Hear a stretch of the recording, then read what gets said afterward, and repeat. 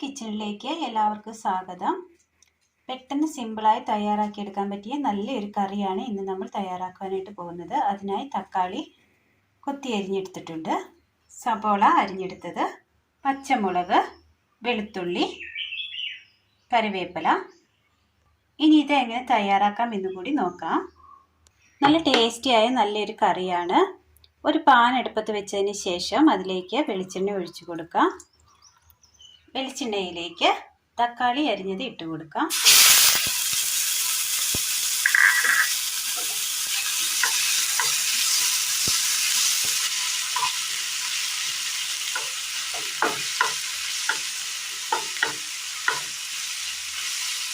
ഇനി ഈ തക്കാളി നന്നായി വഴറ്റിയെടുക്കണം. തക്കാളി വഴന്ന് കിട്ടിയിട്ടുണ്ട്. ഇതിലേക്ക് ഈ സമയം ഒരല്പം എണ്ണ കൂടി ഒഴിച്ചു കൊടുക്കുക. 2 ഗ്രാമ്പു, ചെറിയൊരു പട്ട,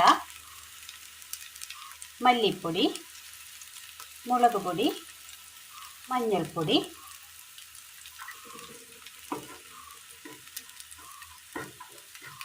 ഇത്രയും ഇട്ടതിന് ശേഷം നന്നായി ഇളക്കി കൊടുക്കുക.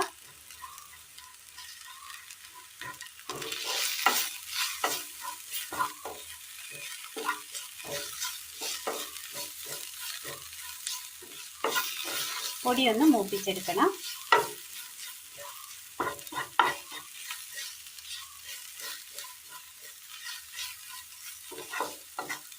പൊടി നന്നായി മൂത്ത് കിട്ടിയിട്ടുണ്ട്. ഇനി തീ ഓഫ് ചെയ്തിട്ട് തണുക്കാനായിട്ട് മാറ്റി വെക്കാം. അടുപ്പത്തൊരു ചീനച്ചട്ടി വെച്ച് കൊടുക്കുക. അല്പം എണ്ണ ഒഴിച്ചു കൊടുക്കാം. കറിക്കായി മെയിനായി നമ്മൾ ഉപയോഗിക്കുന്നതാണിത്. എണ്ണ ചൂടായി വരുമ്പോൾ ഇതിലേക്ക് പപ്പടം ഇട്ട് കൊടുക്കുക.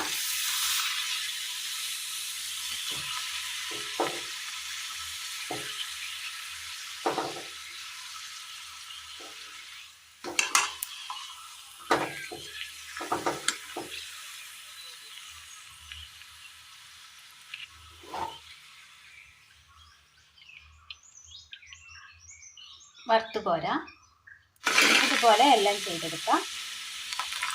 ഒരു 4 പപ്പടമാണ് ഇതിനായി നമ്മൾ എടുത്തിരിക്കുന്നത്.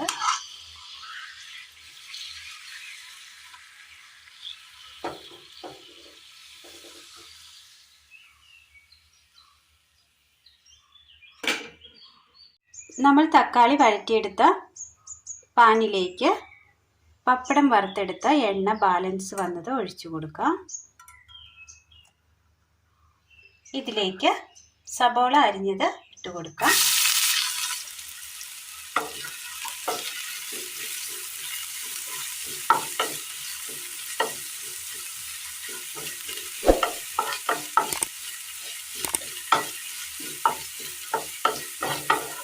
രണ്ട് പച്ചമുളക് അരിഞ്ഞത്, 4 വെളുത്തുള്ളി ചെറുതായി അരിഞ്ഞെടുത്തത്. ഇനി വഴറ്റിയെടുക്കാം.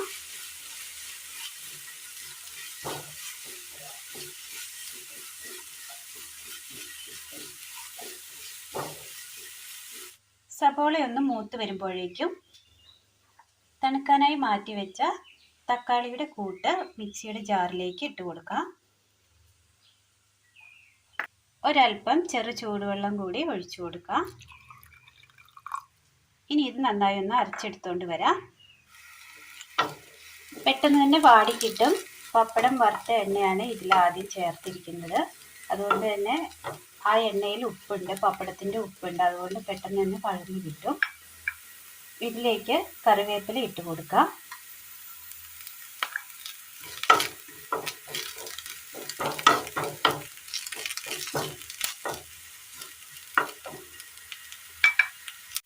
ഉള്ളി അങ്ങനെ വഴന്ന് കിട്ടിയിട്ടുണ്ട്. ഒരു സൈഡിലേക്ക് മാറ്റി കൊടുക്കാം.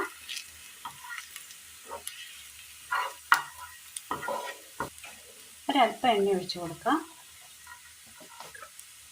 എണ്ണയിലേക്ക് കടുകിടാം.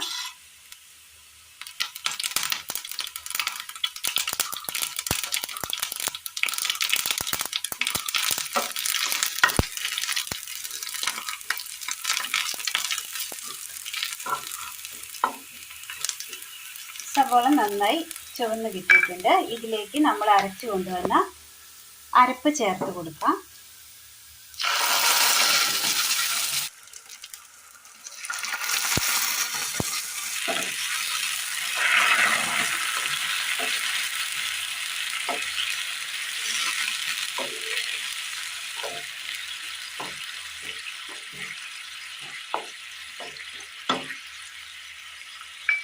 അല്പം കൂടി ചെറു ചൂടുവെള്ളം ഒഴിച്ചു കൊടുക്കണം.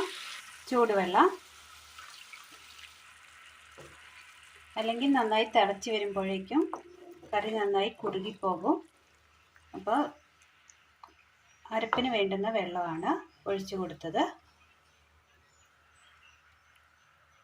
ഇനി ഇത് നന്നായി ഒന്ന് തിളപ്പിച്ചെടുക്കാം. ചെറുതായി തിളയ്ക്കുന്ന സമയം ഇതിലേക്ക് ഒരല്പം ഉപ്പ് ചേർത്ത് കൊടുക്കാം.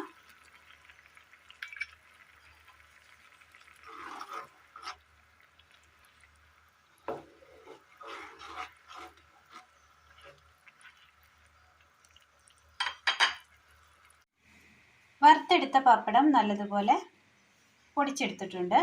ഒരു മീഡിയം സൈസിൽ പൊടിച്ചെടുത്തതിന് ശേഷം ഇനി ഇത് അടുപ്പത്തിരുന്ന് നന്നായി തിളച്ച് വന്നിട്ടുണ്ട്.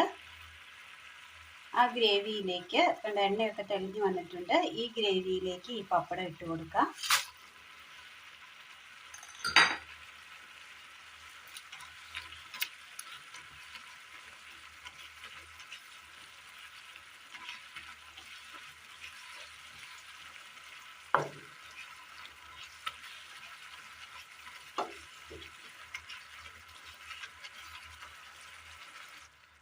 എല്ലാം ഒന്ന് ബാലൻസ് ചെയ്യാനായിട്ട് ഒരല്പം പഞ്ചസാര കൂടി ഇട്ട് കൊടുക്കാം.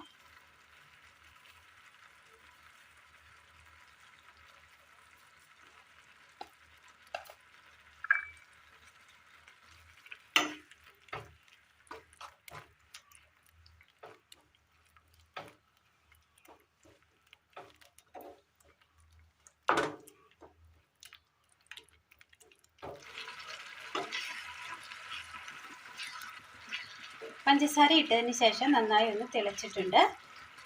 തീ ഓഫ് ചെയ്യുക. നല്ല ടേസ്റ്റിൽ തയ്യാറാക്കി എടുക്കാൻ പറ്റിയ നല്ലൊരു ഗ്രേവി കറിയാണ് ഇത്. ചപ്പാത്തിക്കൊപ്പവും പൂരിക്കൊപ്പവും ചോറിനൊപ്പവും കഴിക്കാൻ പറ്റിയ ഒരു അടിപൊളി കറിയാണ്. എല്ലാവരും ഒന്ന് ചെയ്ത് നോക്കണം. പപ്പടക്കറി എല്ലാവരും കൂട്ടിയിട്ടുണ്ടാവും. ഈ ഒരു കൂട്ടിൽ തയ്യാറാക്കിയാൽ ടേസ്റ്റ് അതിഗംഭീരമായിരിക്കും. എല്ലാവരും ഒന്ന് ചെയ്ത് നോക്കണം. അഭിപ്രായങ്ങൾ കമൻറ്റ് ബോക്സിൽ അറിയിക്കാൻ മറക്കരുത്. അപ്പോൾ ഇന്നത്തെ വീഡിയോ എല്ലാവർക്കും ഇഷ്ടമായി എന്ന് വിചാരിക്കുന്നു. ഇഷ്ടമായാൽ ലൈക്ക് ചെയ്യാനും ഷെയർ ചെയ്യാനും സബ്സ്ക്രൈബ് ചെയ്യാനും മറക്കരുതേ. താങ്ക്